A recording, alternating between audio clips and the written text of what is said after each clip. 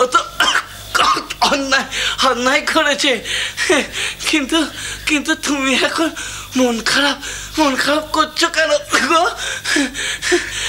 তোমার তো সাপ বড় হয়ে দেখা দিল গো। থাম থাম, আমাকে আর স্তক দিস না। আমার যথেষ্ট শিক্ষা হয়েছে, যথেষ্ট শিক্ষা। আচ্ছা বাবা, তুমি হঠযোগ করতে কেন? একজন সাধু বাবা আমায় শিখিয়ে দিয়েছিলেন, এতে তাড়াতাড়ি সিদ্ধাই হয়। না, করো না, করতে নেই। ওসব একালের মানুষের জন্য নয়। হ্যাঁ গো, একালের মানুষের জন্য নয়।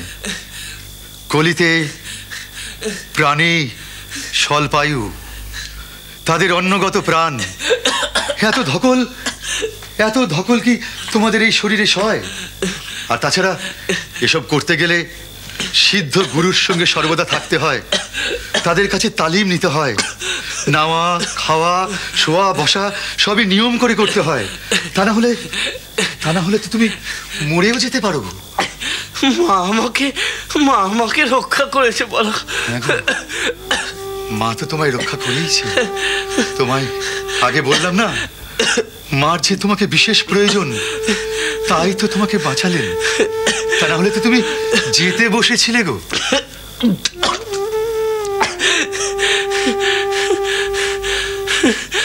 মাতৃবল।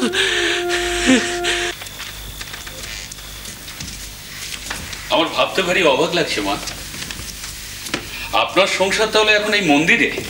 না না, তা নয়। তা নয় কেন? আসলে আমি কদিন ধরেই ভাবছিলাম তোমাদের ও বাড়ি থেকে একবার ঘুরে আসবো। এটা কিরকম হলো মা? এই তো নয়, তোমাদেরও বাড়ি? হ্যাঁ, ও বাড়ি তাহলে আমাদের বাড়ি, আর এটা এখন আপনার বাড়ি। কথাটা কিন্তু একরকম তাই। এটা আমার মায়ের বাড়ি, এখানে জগৎজননী প্রকাশ পাচ্ছেন, বলতে পারো আমার বাপের বাড়ি। আপনার মন এখন খুব ভোরে আছে, তাই না মা? হ্যাঁ প্যারিমোহন, ঠিক তাই। আসলে এই মন্দির প্রতিষ্ঠার সময় আমাকে এত রকম গোলযোগ আর মতবিরোধের মধ্যে দিয়ে পড়তে হয়েছিল যে আমি ভাবতেই পারিনি যে এই মন্দির আজকের এই চেহারা পাবে। এখনো আমার পরিষ্কার মনে আছে, ঝামাপুকুর টোলের আচার্য রামকুমার চট্টোপাধ্যায়ের বিধান যেদিন প্রথম আমাদের জানবাজারের বাড়িতে এসে পৌঁছলো। ছোট মুখে একটা বড় কথা বলি, আমি আপনাকে যতটা চিনি আপনি নিজেকেও ততটা চেনেন না। তাছাড়া উপযাচক হয়ে কিছু বলা আমার স্বভাব নয়, আপনি তো জানেন। এটা আমার আত্মম্ভরিতা নয়, আমার সম্মান অক্ষুণ্ণ রাখার চেষ্টা। তুমি কি কখনো এ বাড়িতে অসম্মানিত হয়েছ? না, হইনি, কারণ হতেও দিইনি। আসতে পারি রানীমা? কে? মহেশ বাবু, আসুন। প্রণাম রানীমা, দারুণ সুসংবাদ। ঝামাপুকুরের রামকুমার চট্টোপাধ্যায় কালী মন্দিরের পূজারী হতে রাজি হয়েছেন রানীমা।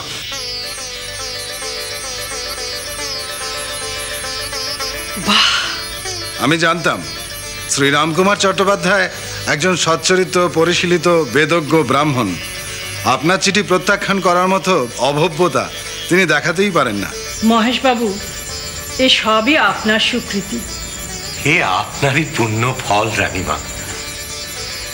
আপনার উপস্থিত বুদ্ধি, সুচিন্তিত পরামর্শ এবং যে কোনো সংকট কাটিয়ে উঠবার মেধা, এইসবের পরিচয় পেয়ে আমি একেবারে চমৎকৃত। এ আমার সৌভাগ্য রানীমা। নিন, এবার মন্দির প্রতিষ্ঠার আয়োজন সম্পূর্ণ করুন। মথুর, এবার তোমার অনেক দায়িত্ব। মহেশবাবু, আগে আপনি দেওয়ান মশাইকে সুসংবাদটি দিয়ে সেরেস্তায় অপেক্ষা করুন, আমি আসছি। জি আগে। মা। জয় মা কালী, জয় মা জগদম্বা। এবার দেখব ব্রাহ্মণ কুলের আত্মাভিমান কোথায় থাকে। ওরা ছাড়া নাকি মন্দির প্রতিষ্ঠাই হবে না। ওরা জানবেন রানী রাসমণি চাইলে হয় না এমন কোনো কাজ নেই। রানী রাসমণি শূদ্রানী, তাই তার মন্দির প্রতিষ্ঠার অধিকার নেই। মধুর, তুমি কি প্রতিশোধ স্পৃহাতে ভুগছো? ওরা জাতপাতের বিচারে আপনাকে ছোট জ্ঞান করছে। তাতে আমি ছোট হইনি মধুর। ওরা আপনাকে ত্যাগ করছে। আমি ওদের বর্জন করব না। আপনি কি মন্দির প্রতিষ্ঠার কাজে ওদের ডাকবেন? অবশ্যই। দেশের সর্বত্র আমার আমন্ত্রণপত্র পৌঁছে গিয়েছে। কান্যকুব্জ, বারাণসী, শ্রীহট্ট, চট্টগ্রাম, উড়িষ্যা, নবদ্বীপ, দেশের সমস্ত পণ্ডিত প্রধান জায়গা থেকে সৎ ব্রাহ্মণেরা দক্ষিণেশ্বরের উৎসবে যোগদান করতে আসছে। ওই দিন প্রতি ব্রাহ্মণকে রেশমি বস্ত্র, উত্তরীয় এবং স্বর্ণমুদ্রা প্রণামী দেবার ইচ্ছেও আমার আছে। মা, জাত্যাভিমানী কিছু মানুষকে দেখে সমগ্র ব্রাহ্মণ জাতিকে বিচার করাটা ঠিক হবে না মধুর। এই যে ঝামাপুকুরের রামকুমার চট্টোপাধ্যায় মশাই এই শূদ্রাণীর আহ্বানে দক্ষিণেশ্বরে পৌরোহিত্য করতে রাজি হয়েছেন, তার ব্রাহ্মণত্বকে আমি কি করে অসম্মান করব মধুর? তার মনে তো কোনো রকম মলিনতা নেই, আর থাকলেও তিনি তা অপনোদন করেছেন। এর প্রতিদানে আমরা একটু সহিষ্ণুতা, একটু শ্রদ্ধা কি দেখাতে পারি না? জাত্যাভিমানী কিছু মানুষকে দেখে সমগ্র ব্রাহ্মণ জাতিকে বিচার করাটা ঠিক হবে না মধুর। এই যে ঝামাপুকুরের রামকুমার চট্টোপাধ্যায় মশাই এই শূদ্রাণীর আহ্বানে দক্ষিণেশ্বরে পৌরোহিত্য করতে রাজি হয়েছেন, তার ব্রাহ্মণত্বকে আমি কি করে অসম্মান করব মধুর? তার মনে তো কোনো রকম মলিনতা নেই, আর থাকলেও তিনি তা অপনোদন করেছেন। এর প্রতিদানে আমরা একটু সহিষ্ণুতা, একটু শ্রদ্ধা কি দেখাতে পারি না?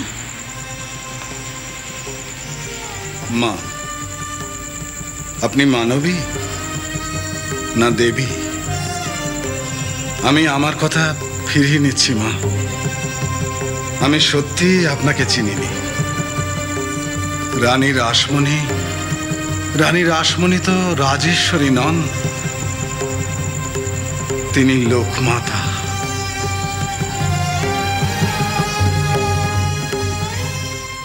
হ্যাঁ মা, দেওয়ান মশাইয়ের কাছে আমি সব শুনেছি। তাও কি সহজে সব কিছু মিটেছে? না, দু ভাইয়ের মধ্যে তখন কি টানা হ্যাঁচড়া। এই যে ছোট ভট্টাচার্যকে এখন দেখছো মামা বলে পাগলের দশা, মা কি সহজে ওকে বাগ মানিয়েছেন? কত কাণ্ড! শেষ পর্যন্ত ওই ধর্মপত্র অনুষ্ঠান করে সব কিছু থিতু হলো, নইলে তো ও বড় ভাইকে এখানে থাকতেই দেবে না। শ্রীরাম